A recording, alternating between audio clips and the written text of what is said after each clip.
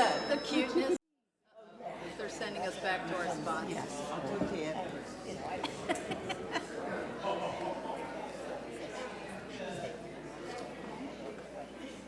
Good morning. Good morning.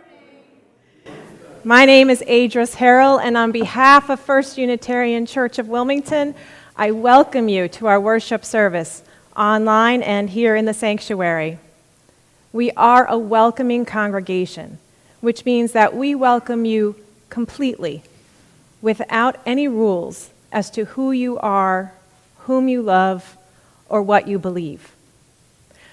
First Unitarian is participating in the Delaware Book Circle Discussions of I Never Thought of It That Way by Monica Guzman. Today we will take insights from the book to learn how to use a sense of wonder during these divided times. After the service at 12 o'clock, there will be a drop-in discussion in the Warner Room, and you are welcome to continue the conversation with us there. We have a unique opportunity to live out our first UU principle, the inherent worth and dignity of every person, and our first U mission to transform the world through loving action. A mother and son are seeking asylum in Wilmington, Delaware. They need our support. Currently, the most pressing issue is to pay for temporary emergency housing. This will give us more time to come up with longer-term solutions.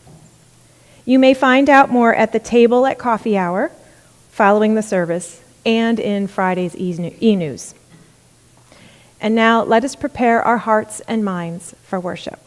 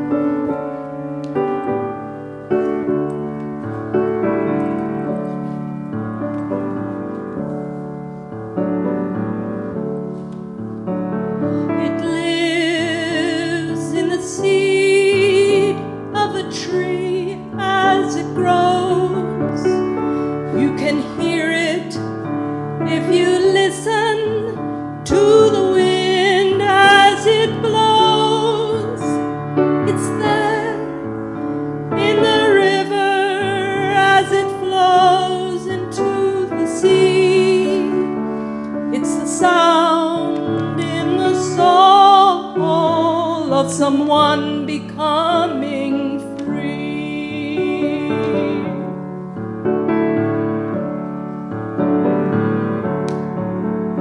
And it lives in the laughter of children at play,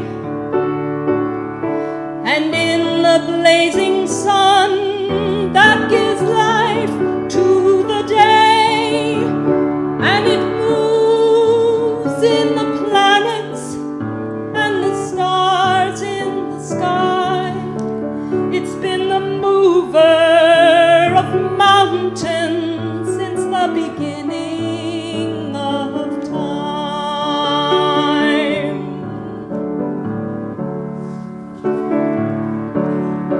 Mystery, you are alive.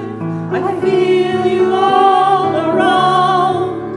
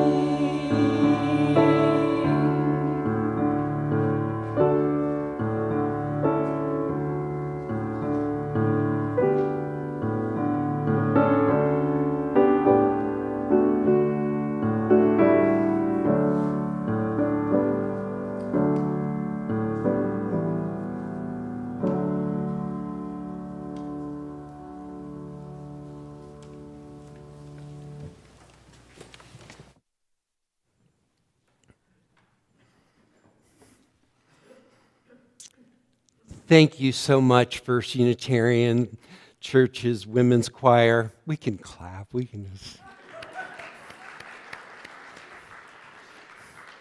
That is one of my favorite songs.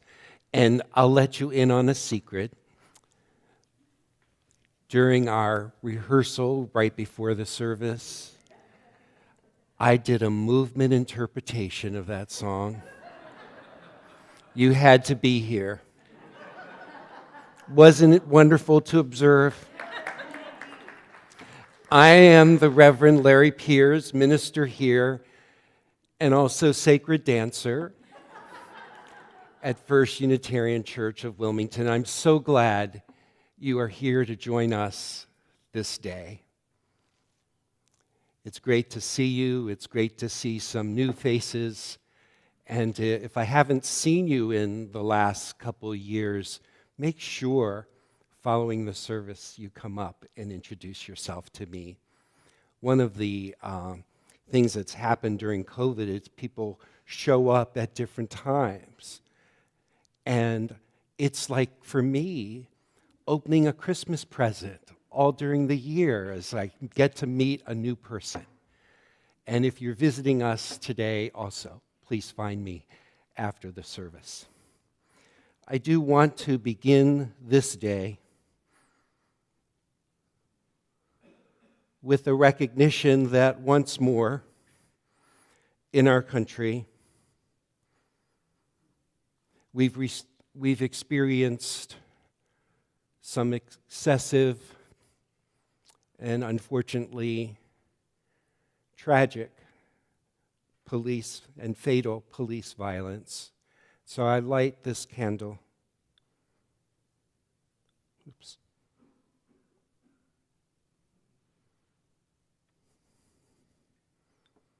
In memory of Tyre Nichols, and to remind us of our work of ongoing justice making and peacemaking in this world. So our opening words are from Albert Einstein, who wrote, "The important thing is not to stop questioning. Curiosity has its own reason for existing. One cannot help but to be in awe when one contemplates the mysteries of eternity. Never lose a holy curiosity."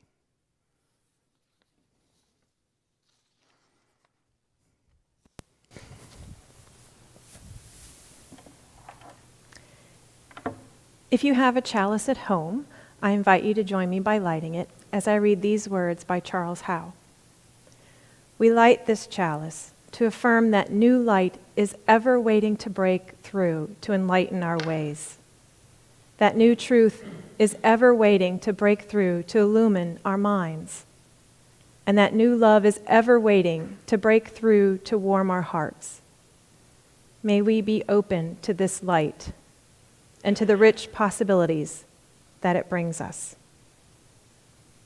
Let us now join in singing hymn number 1. May nothing evil cross this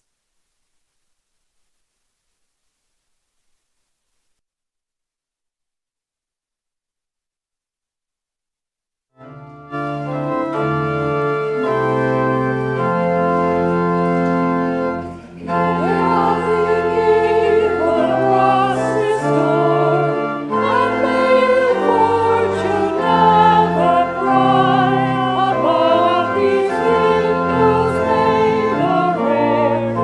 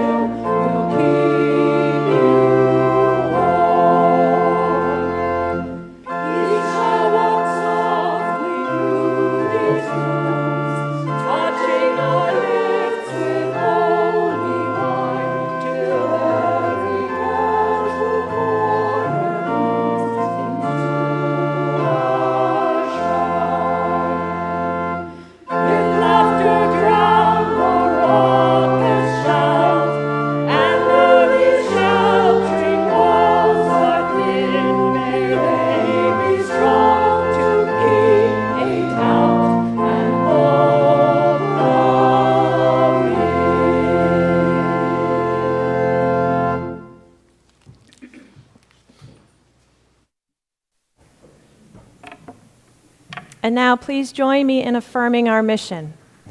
First Unitarian Church of Wilmington is a beloved community that nourishes minds and spirits, fights injustice, and transforms the world through loving action.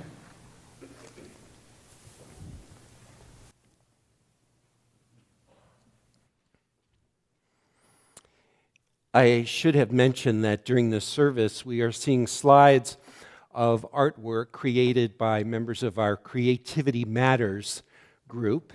And so you'll see some of those slides during this meditation as well. So let's join together in a time of prayerful meditation. There is a center that calls us through our life's winding, circuitous pathways. Through the valleys of our life and through our mountaintop experiences, we are shaped into who we are and who we are called to be and to become. And our lives become a collage of experiences, a mixture of hopes, aspirations, and dreams.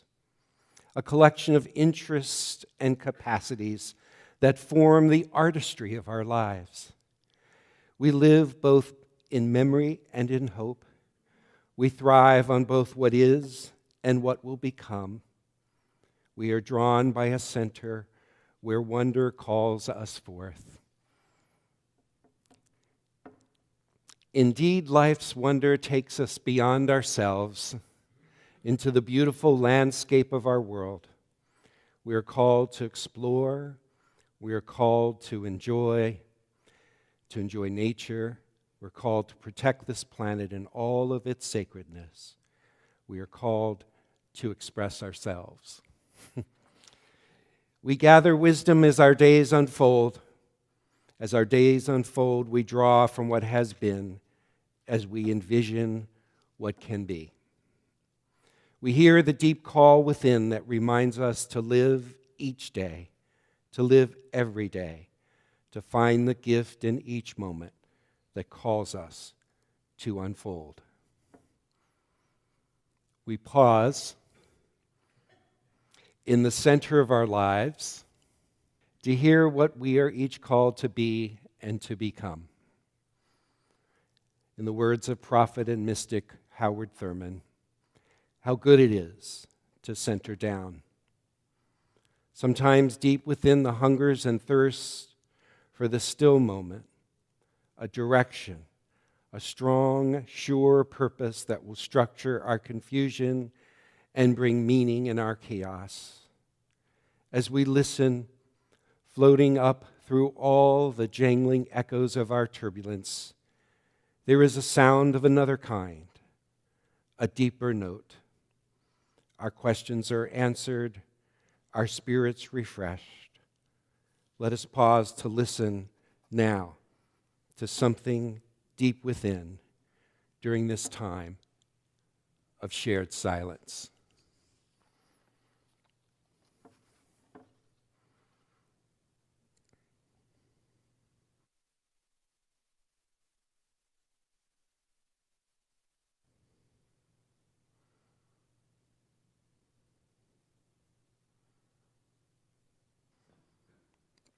Each week when we gather, we listen to our own individual hearts and our collective hearts as a community, to those things that we carry with us, the concerns that weigh on us, the joys that lighten our spirit. So let's take a moment now to attend to those concerns first. What are the concerns that you're holding in your heart today for yourself, for those you love, or for our world? And if you choose to do so, you may speak them aloud in this room or write them in the chat. What are your concerns on this day?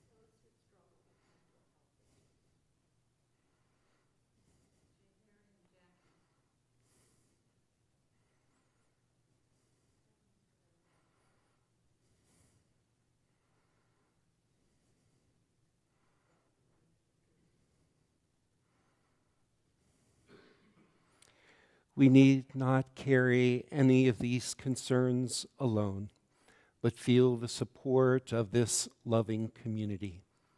What are some of the joys that lighten your heart on this day? And if you care to do so, you may share them in this room or write them in the chat.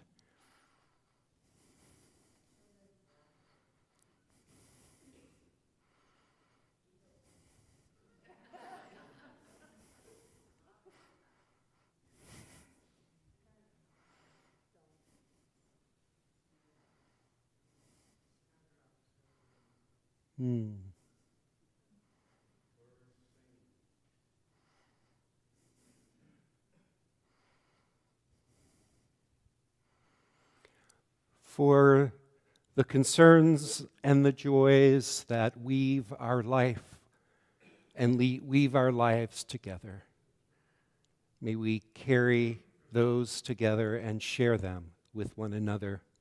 And may all whose names were spoken and those unspoken find peace and healing this day.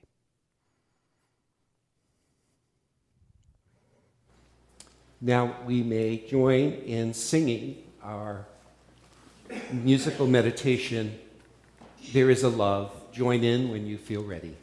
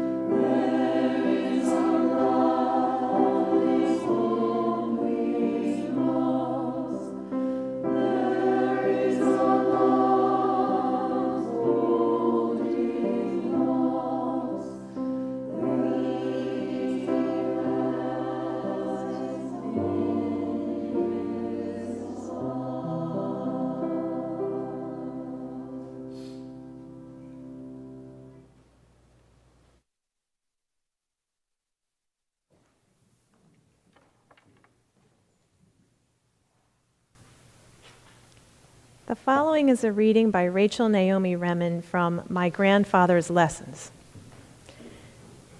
It is often through the quality of our listening and not the wisdom of our words that we are able to effect the most profound changes in the people around us. When we listen, we offer with our attention an opportunity for wholeness. Our listening creates sanctuary for the homeless parts within the other person. That which has been denied, unloved, devalued by themselves and others. That which is hidden. In this culture, the soul and the heart too often go homeless. When you listen generously to people, they can hear the truth in themselves, often for the first time. And in the silence of listening, you can know yourself in everyone. Eventually, you may be able to hear in everyone and beyond everyone the unseen singing softly to itself and to you.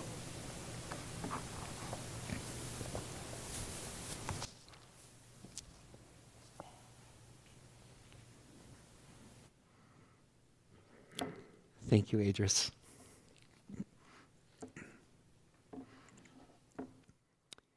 So I am typically the most withdrawn passenger on an airplane flight home.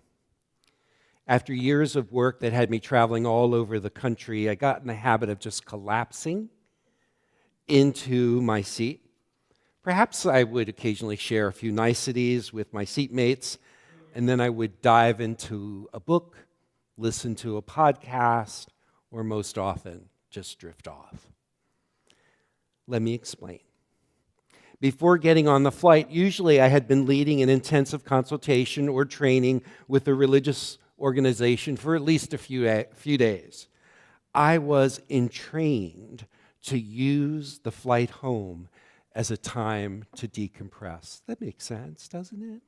Yeah, totally understand that, Larry. Thanks, I feel understood. I learned long ago not to tell my seatmates I was a minister, because that could only go in two directions. One direction, they would shrivel into their seat or apologize for any profanity that they had said if the flight had been delayed while we were still on the ground. And the other direction is that they would see this as an opportunity to unburden themselves or to seek some kind of confirmation of their particular brand of evangelical religion. Now, if I actually had the energy, I have sometimes engaged in these conversations and appreciated the opportunity. But most often, I easily learned to give myself a break after having just engaged with anywhere from 15 to 350 people in the event that I had just led over a few days. I could console myself and feel noble about my tendency toward quietude with these words by the Quaker writer Pierre Lacaux, who writes, "Silence is the welcoming acceptance of the other."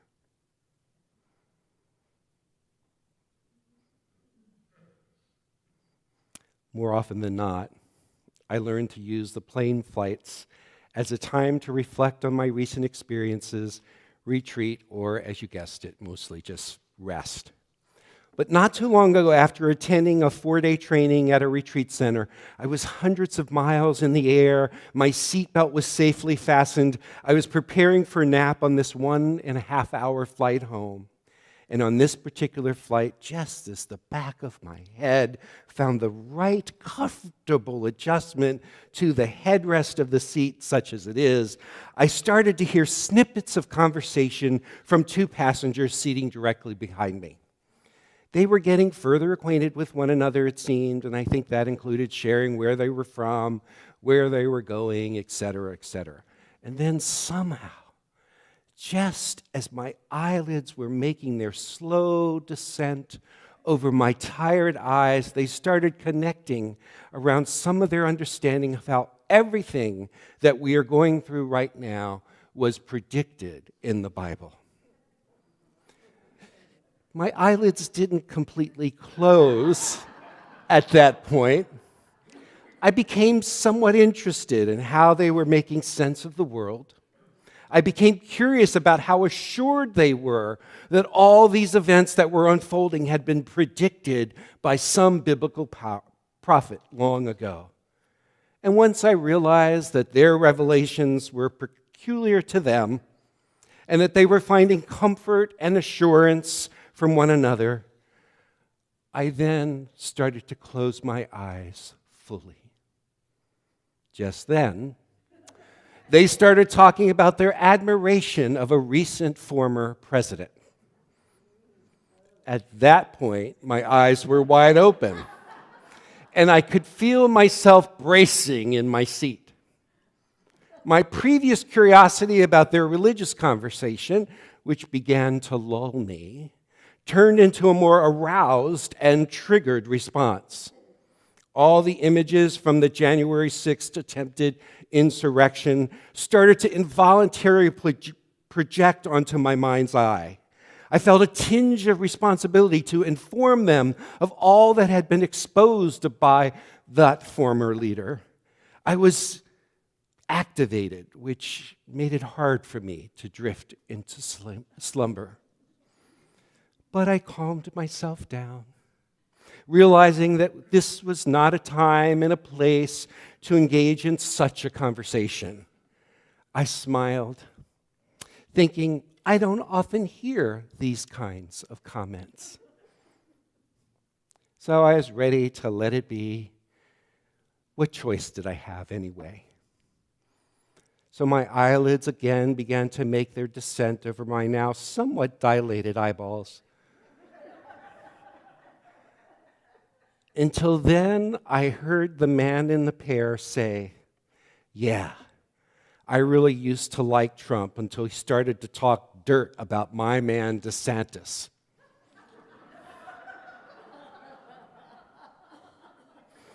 If you can imagine now that scene from the movie The Exorcist, when Linda Blair's character, the possessed girl's head turns fully around with some demonic look in her wide eyes, you have a sense of what I was experiencing internally in that moment. I was having my own inner dialogue.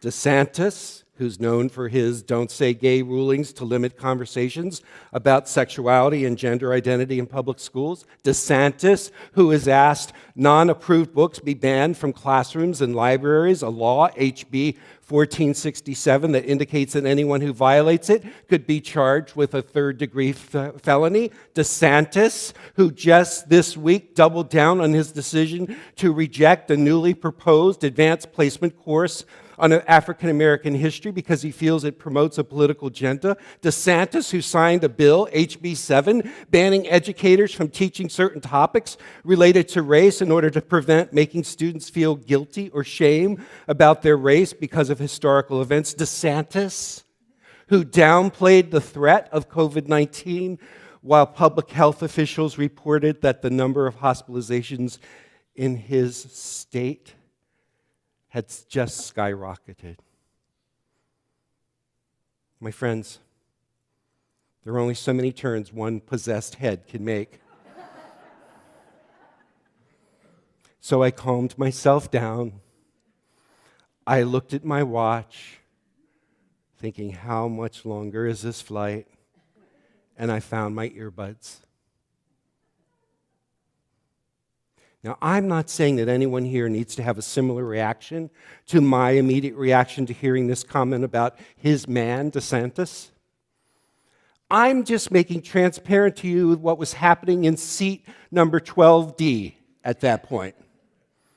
I'm not saying that my reaction is necessarily totally justified or dignified.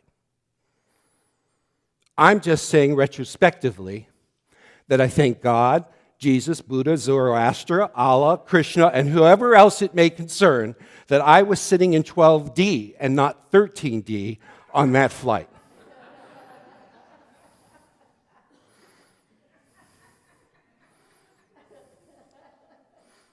Now, what I am describing to you has become a somewhat everyday experience for many of us in recent years, right? We find through overhearing conversations of strangers, interacting with family members, neighbors, or friends in person, and especially on social media, that we encounter opinions that might be drastically different than our own.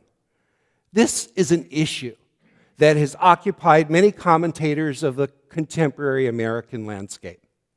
We are deeply divided. We are polarized. There's an increasing sense of an us and them, of a those people and my people. There are some very practical reasons for this divide.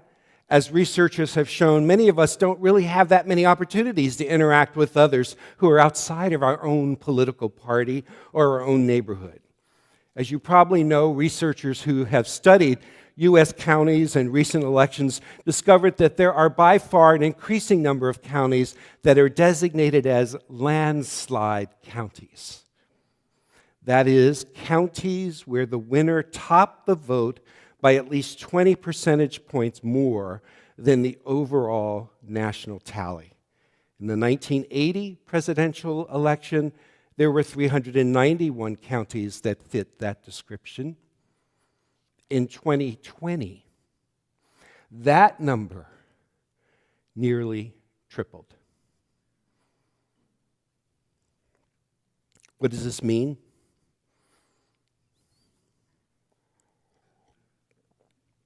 As a Wall Street Journal article points out, and I quote, "There are few places left in America where one tribe of voters is likely to encounter the other." Predominantly white rural areas are solid Republicans. Urban areas are dominated by Democrats. Now, some of us may hear this as a political topic because I'm using a political example. This is indeed where it is most evident to us. But there are a variety of issues that we face that have been made into political issues that are actually human, ethical ones. These issues, for example, gun violence or the climate emergency, are actually ethical issues worthy of our deepest attention and our strongest devotion. It's just that we tend to talk about them in politically divided ways. In actuality, polls often show that Americans are actually less divided on these issues, for example, gun laws and abortion, than politicians and media would have us, for their own reasons, have us believe. I believe that when we stay divided, polarized, and unable to understand or even want to understand one another, we are risking not making informed, ethical decisions about the future of our world and the fate of future generations. Rabbi Jonathan Sacks, in his latest and his last book, Morality, Restoring the Common Good in Divided Times, warns us of how we may be missing the big point of our current divisions. Sacks writes, "Societal freedom cannot be sustained by market economics and liberal democratic politics alone. It needs a third element, morality, a concern for the welfare of others, an active commitment to justice and compassion, a willingness to ask not just what is good for me, but what is good for all of us together. It is about us, not me, about we, not I," he declares. This concern for the common good is at the root of many of our religious traditions. As you know, we're familiar with the golden rule of Christianity and in Judaism, do unto others as you would have them do unto you. In Hinduism, the rule is expressed, do not do to others what would cause pain to you. In Islam, not one of you truly believes until you wish for others what you wish for yourself. There are similar expressions in various faith traditions. A contemporary green rule paraphrase of this golden rule says, do unto the earth as you would have it do unto you. In order to extend the care not just for human beings, but also to animals, to the earth, to birds, and so forth. Peter Morales, a former president of the UUA and a colleague of mine, once wrote, "We are people who have always affirmed human diversity. We've always looked to the future and seen new possibilities. We must do so again. Let us be the people who break down the arbitrary barriers that divide us from them.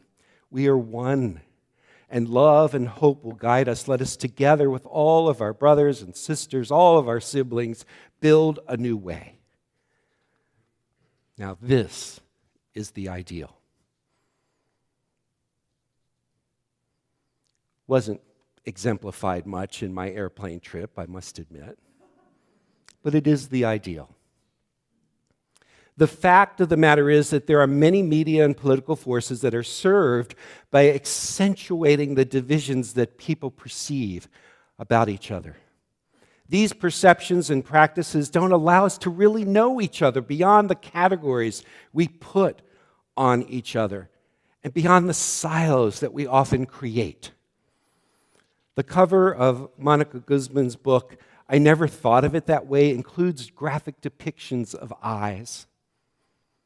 This helps to make the point that the perspectives and practices that she outlines in the book are aimed towards our really seeing one another, understanding one another, listening to one another, and on occasion finding some commonality where otherwise we might imagine none.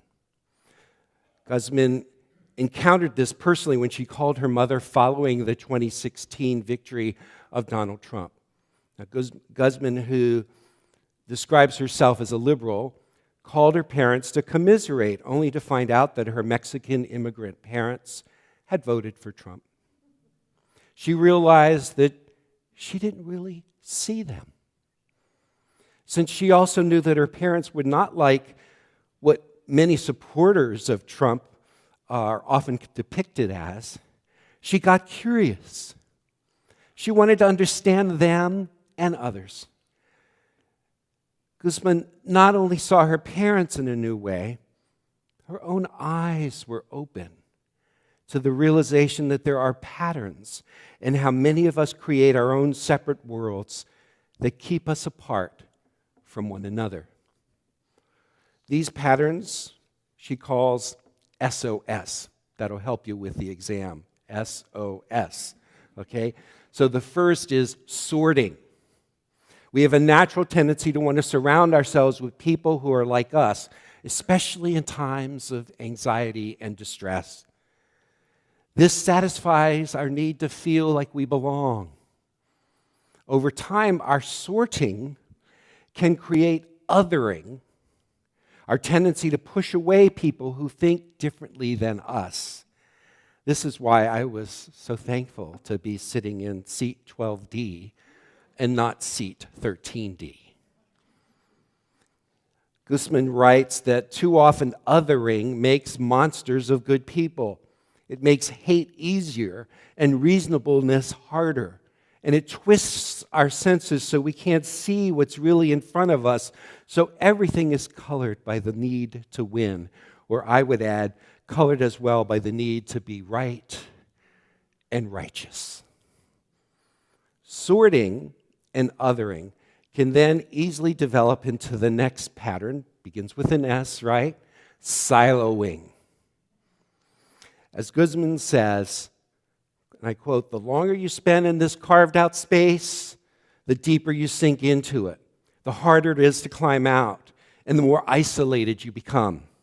Not just from other groups and their chatter, but from a broad, expansive view of an urgently complicated world. You end up in a hole that grows deeper and deeper, a hole where it's easy to hear others in there with you, their messages echoing off the walls, and hard to make sense of anything else.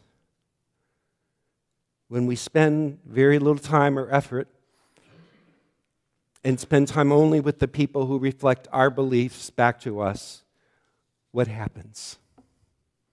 What do you imagine happens?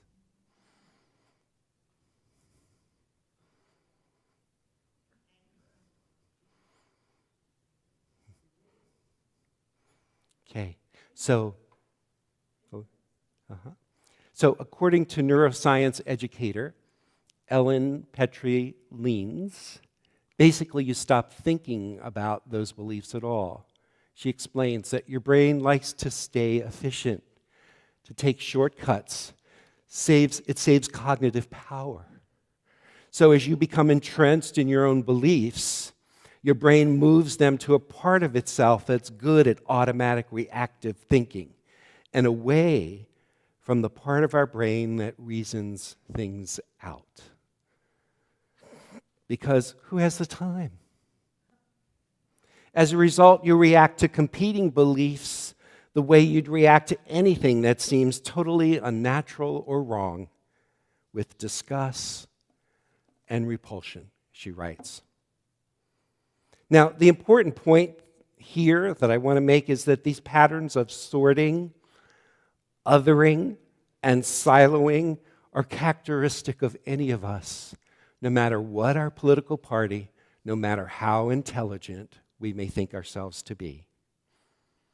This pattern of taking shortcuts in our thinking and becoming reactive to differences, of not engaging with those who think differently than us, is characteristic of how we deal with complexity. And it's not about our party affiliation or our intelligence. So, are we inevitably stuck? Not if we don't want to be. For Guzman and others, the alternative is what they call bridging. Bridging is when we, quote, step out of our silos and try to see things from a different point of view. It can take patience, humility, and a good heap of courage. Studies have shown that we actually interact with people who are in our othered groups, that our prejudices subside. In fact, in a study of 515 other studies, it was found that chatting in person with someone from an out group cuts down prejudice 94% of the time. Guzman declares, no us can see a them clearly without opening our eyes wider than we're used to and building bridges to span divides we fear are too big to cross. The most important thing about a bridge is that it's there, that it exists and is maintained so that one day, when someone who's been nervous is ready, it can hold their weight, carry their truth, and expand their world, she writes. So the task before us, if we are truly to be able to join together to face some of the absolute critical issues of our time, is to find ways to build these bridges across the divides. In an increasingly polarized world, this bridge building, in my opinion, is a moral issue, not a political one. Building our silos stronger, that's not going to move us in the directions that Rabbi Jonathan Sacks proposes towards, that we should move towards. Morality, he writes, a concern for the welfare of others, an active commitment to justice and compassion, a willingness to ask not just what's good for me, but what is good for all of us together.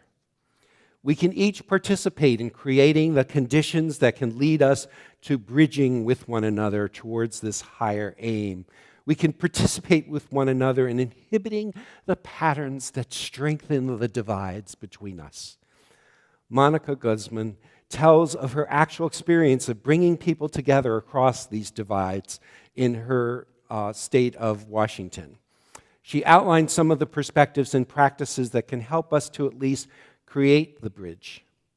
One quality that we can develop is that of curiosity. For as Guzman states, in a polarized world, none of us sees the world truthfully unless we are intensely and fiercely curious. Now, I'm looking at you all. I want to see your best intense and fiercely curious posture. Go ahead. You leaned in. You've got your eyes wide open. You've got a little bit of a peripheral vision. Okay, great. Practice the posture before you practice the qualities that I'm about to say, okay? So oftentimes when we confront difference, we shrink, we turn away, and we don't have that posture. Let me see it one more time. Great. Okay, good. So I can only highlight a few of her practices here. I began with my own airplane confession so that you know that I know that these practices do not come easily. Curiosity, as it turns out, is more of a practice we can learn rather than merely a state of being. It requires that we suspend our tendency to react and judge when entering an interaction with someone with a different point of view. We oftentimes make assumptions that we can change someone's mind, and we need to let go of that expectation in these conversations. The goal is not to change someone's mind. Suspending that attitude may move us to a different disposition, actually, in our discussions, and perhaps, a different outcome. It requires that we be willing to recognize, first of all, those moments of difference when they actually occur with an attitude of, I never thought of it that way. It's our next lesson, so just repeat that sentence after me. I never thought it that way. Now join that sentence with your fiercely curious posture. Ready? I never thought of it that way. Great, you're really good at this. You're really good. So this is what Guzman calls intuit, I-N-T-O-I-T. That'll help you. I never thought of it that way. She lets go of the W to make it easy to remember. Intuit. I never thought of it that way. Let's try that one more time. With our posture, I never thought of it that way. Great. You're great. So these intuit moments can arise in so many ways in our everyday lives, in interaction with someone, an article or an opinion piece. Don't read the comments, please. Don't read the comments. I'm not ready for that. I'm not that spiritually evolved. Or read something that something that we see on television or in social media, or even, as it turns out for many of us, a family member, right? Let me just see a few hands dealing with that. Yeah. Okay, absolutely. So if in those occasions, rather than retreat to our habitual reactive stance, we can pause long enough to say to ourselves, oh, I never thought of it that way. We create a gap in our automatic reactions that tend to harden our own opinions rather than open us up where a fierce curiosity could possibly take us. Now, that's something each of us can do in the coming weeks. Just take a note of those times when you are quick to react and denounce an opinion or a person who's different than yourself. Simply notice first your reaction. Notice what you tend to say to yourself in those times of perceived differences. It'll be much prettier than what I said about the people sitting behind me in the airplane. Notice the stiffness in your jaw or the tightness in your muscles, and interrupt that reaction and say, I never thought of it that way. Become mindful first of your reactions. I'm reminded of this wisdom that's often attributed to Viktor Frankl. Between stimulus and response, there's a space. And in that space is our power to choose our response. And in our response lies our growth and our freedom. Now, I believe it's helpful to start by bringing this mindfulness to our typical responses so that we can truly see that we do have choices in how we respond. Then, from this greater mindfulness, we can engage in some of what Guzman offers in her book, and that is to focus our discussions, and that will be the focus of our discussions following the service on her book. The intuit moments allow us to recognize that there may be a gap between what you know and what you don't know about the other or about the issue. This is the step of minding the gap. If we really get curious about each other, I think we also can get curious about ourselves, how we arrived at our own conclusions, our own opinions, our own perspectives about something. Guzman outlines these 4 steps to curiosity that can allow us to open up, especially when we might not want to do so. feel some of you are already tightening, so let those muscles loosen. Relax. Great, okay. So first one is, and I'm quoting her, find the gap between what we know and what we want to know. When we're aware of a gap in our knowledge, let that spark a hunger in us to learn. Second, gather knowledge. For instance, putting yourself in a place where you are not familiar, so that you can see what new gaps can open up. So think about what that place might be for you. Embrace complexity. It's easy to feel confused by how many other perspectives there are to understand, but once we reframe confusion as complexity, all we need to do is to ask questions. Reject easy answers. When we are stressed, we want closure. We want to manufacture certainty to make ourselves feel like everything's going to be okay, or at least we'll be in good company. That keeps us from seeing the complexity around us. It keeps us from being open to asking questions.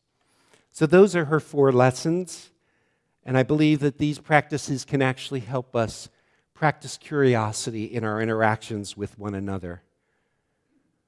One shift to make, that's a really important one to name, is to shift from asking or telling someone why you believe what you do.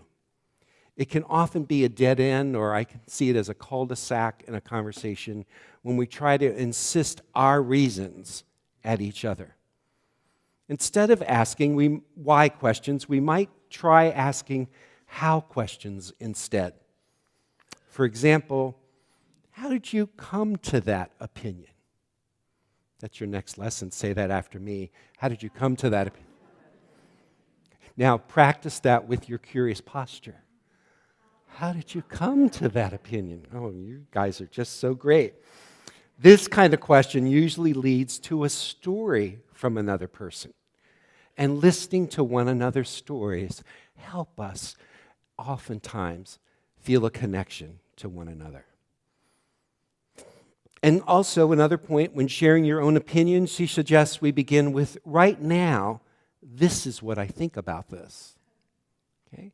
So notice that implies that we aren't like fixed, that we've arrived at this moment right now, and this is how we think about it. So let's practice that. Get into your curious posture and say after me, right now, this is what I think about this. Right now, this is what I think about this. Great. Where are my gold stars? They're just so good. This allows a recognition that you are conscious that your own thinking is your own thinking, not an absolute opinion on the matter. In the face of a difference, rather than rushing into a quick reactive judgment, in that pause when you can choose how to respond, you might try to practice asking the other person or sharing yourself, what is it that you're ultimately concerned about? To really ask the other, what are you really ultimately concerned about? And oftentimes we reach a place in the conversation when we ask that question, we can get to understand what the other person values. And we might find some connection in their values with our own. Now, none of this is easy, and there are many more nuances that I really don't have time to go into. But I do want to share at least these practices with you and hope that you can carry them with you into those conversations. Now, someone at this point will probably be asking the question, what if I'm trying to relate to a neo-Nazi? All right? Someone's asking that question in this room. My suggestion is don't start there. And my other thing is, don't use that as an excuse to never start. We know a lot of other folks beyond neo-Nazis that we can practice that. There are even in this room people we can practice that have different opinions than us. So does that make sense, what I'm saying to you there? Okay. So in one of my first sermons at First Unitarian Church of Wilmington, I made the point that this is a place where conversations that matter here. For the sake of our own lives, for the sake of our capacity to model building bridges across differences, for the sake of engaging in the religious task of the ongoing search for truth and meaning, my hope is that we also understand that how we have those conversations matters as well. May we be a presence in our everyday lives and in the life of this wider community of Wilmington that demonstrates that we care to be a presence that makes a difference. So may it be.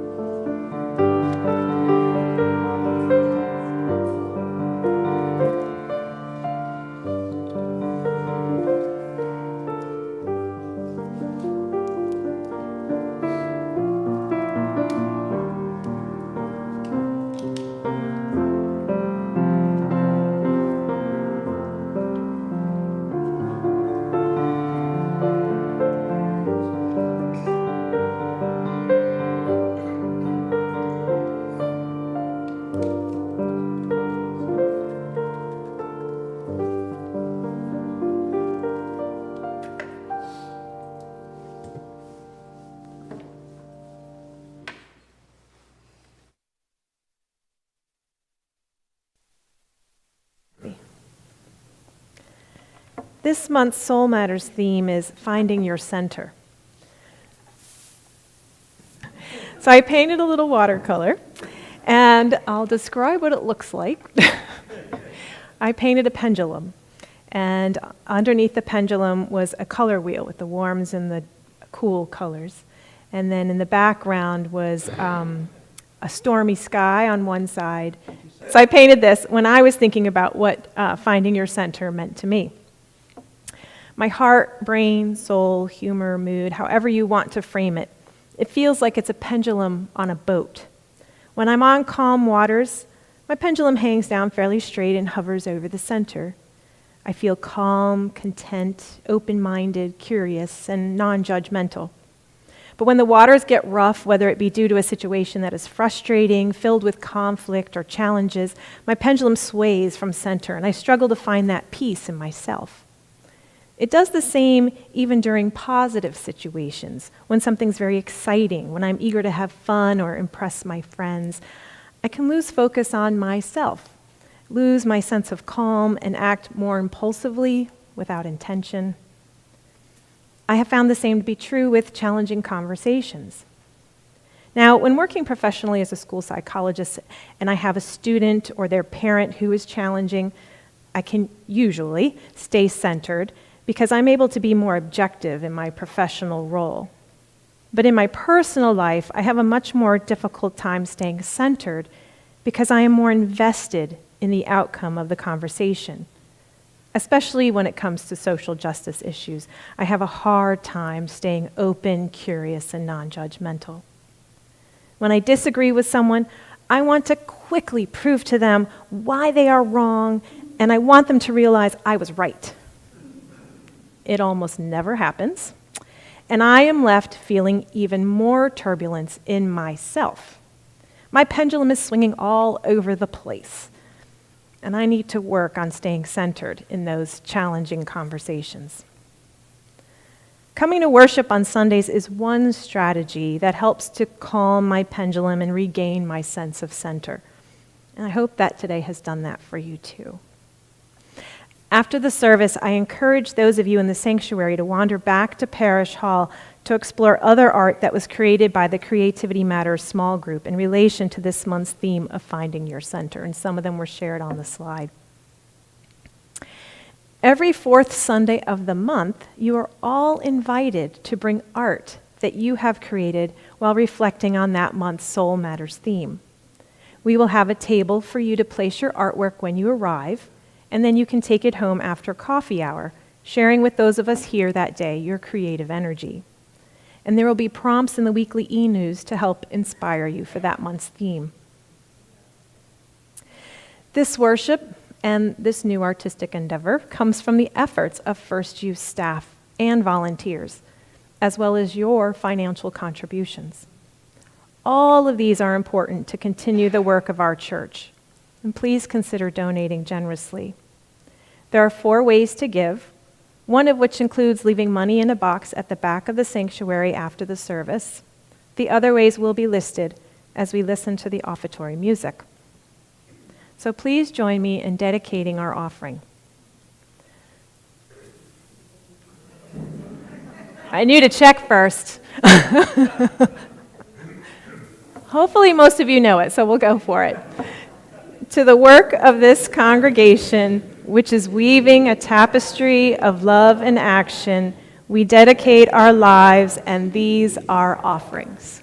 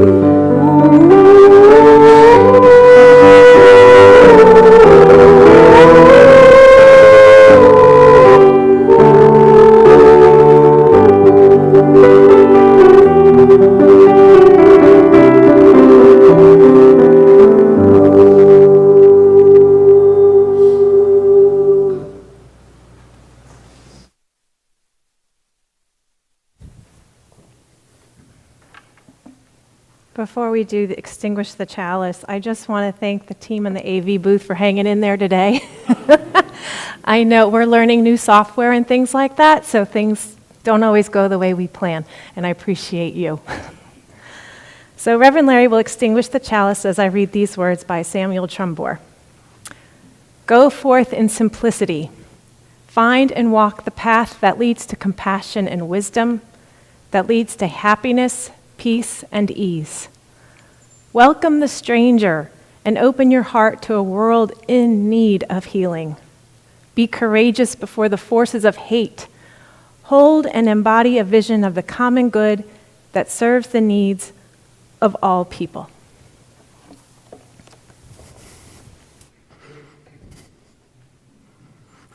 So benediction means blessing, and it's been such a blessing to hear First Unitarian Church's women's choir today. And thank you, Kathy Harris, our music director. Following the benediction, please say hello to your neighbors in the room, to people you don't know. Join us, and then we'll sing a song together, the closing song, 1023, Building Bridges. Then there's a time for fellowship in the parish hall. We might even have some coffee and tea for you. There's the table about the family seeking asylum, and there's the art that Edris has mentioned. At 12 noon will be the book discussion group that we'll have, that we've been talking about. So, these words for the benediction come from Barbara Kingsolver.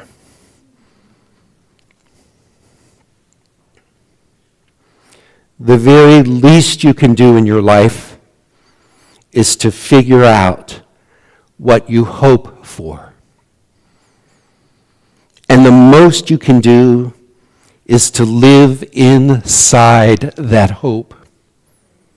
Not admire it from a distance, but live right in it, under its roof. So may it be. Amen. And stand as you're willing and able to sing 1023. The words will also appear on the screen, Building Bridges.